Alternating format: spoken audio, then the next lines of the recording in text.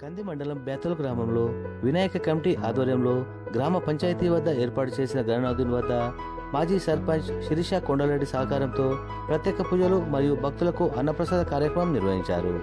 ఈ కార్యక్రమంలో వినాయక కమిటీ సభ్యులు నాగేష్, రాజుగౌడ్, శంకర్, రమేష్, సురేష్, గాంధీ, రాజు, భాస్కర్ గౌడ్, మల్లేష్, శ్రీశైలం, లక్ష్మణ్, అంజీ, శేఖర్, సంజీవులు, శ్రీనివాస్, మాణిక్యం మరియు గ్రామ పెద్దలు, గ్రామస్తులు, మహిళలు, యువకులు అధిక సంఖ్యలో పాల్గొన్నారు.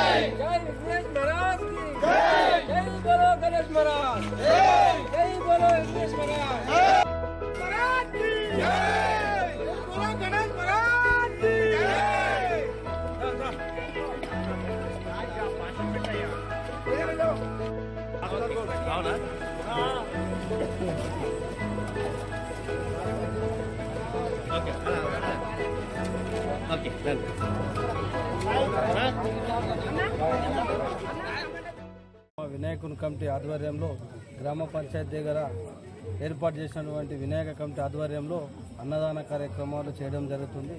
ఈ కార్యక్రమంలో మా వినాయక కమిటీ అందరం కలిసి ప్రత్యేక పూజలు చేశాం.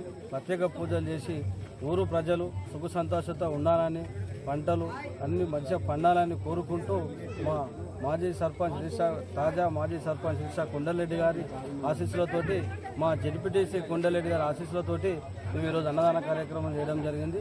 మంచి విజయవంతంగా గ్రామ ప్రజలు అందరూ వచ్చి అన్నప్రసాదాలు సేకరిస్తున్నారు.